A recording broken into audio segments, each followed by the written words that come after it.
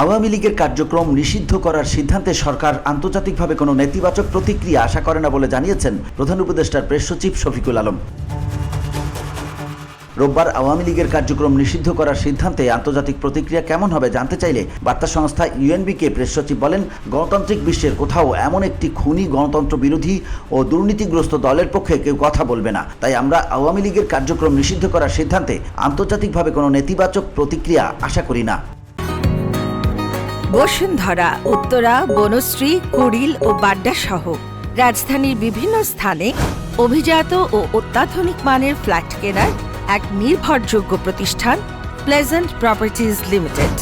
তাই আপনার স্বপ্নের আবাসনের জন্য আজই যোগাযোগ করুন। Pleasant properties limited, where destiny matures eventually.